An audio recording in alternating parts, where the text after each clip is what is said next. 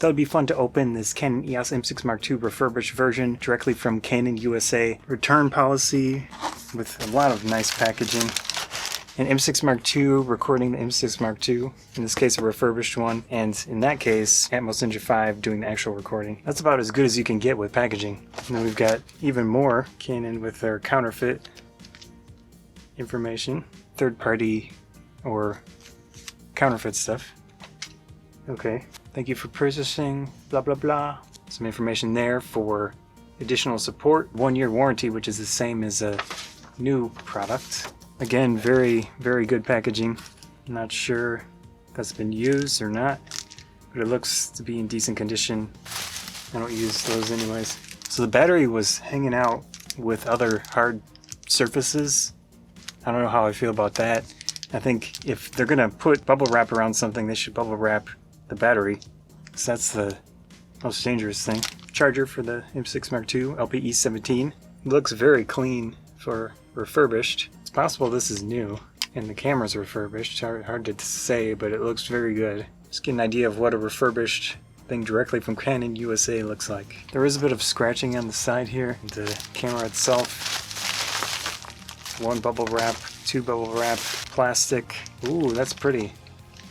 Ooh, that's pretty. Oh, that's smooth. That's much smoother than my other one. Let's take a look at the sensor. You get the first look. Oh, I've had more time to look at this refurbished M6 Mark II in silver.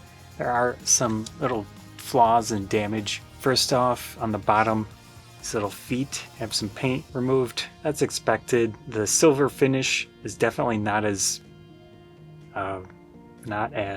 robust. If you're looking at black or silver in a camera like this from Canon, go with the black if you care about longevity of its look. Some scratching and scuffing as well by the tripod socket. Something I don't really care about. That's not a big deal. One thing I have noticed also, there is a flaw on the LCD screen. It's not huge or anything. It's not something that's going to bother me. It's on the inside. I have a screen protector on this now that I installed just for added protection because that's how I do things. That also not a huge deal for me. You know, that's how it goes. The main thing that I have an issue with, and I'm still not going to return it, autofocus button, the lower one here, doesn't have as much travel as the other buttons. It does work, just doesn't have as much travel. It doesn't click as much. So for example, that's the regular button, and that's the one that's not as good. A little bit disconcerting for longevity of that button. I have taken some cameras apart. Back in my Pentax days, I had fixed a dial, fixed with quotes, or 2 dials.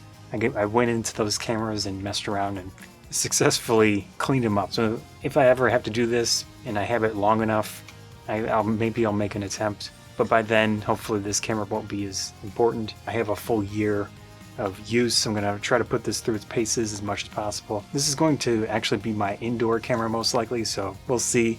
But I do want to at least take it out to some photography things and push it and make sure it functions well before I dedicate it to indoor use for the most part, or whenever I'm feeling silver. I think that was my first experience with Canon's refurbished products directly from Canon USA. Scout Photography Banzai. Thanks.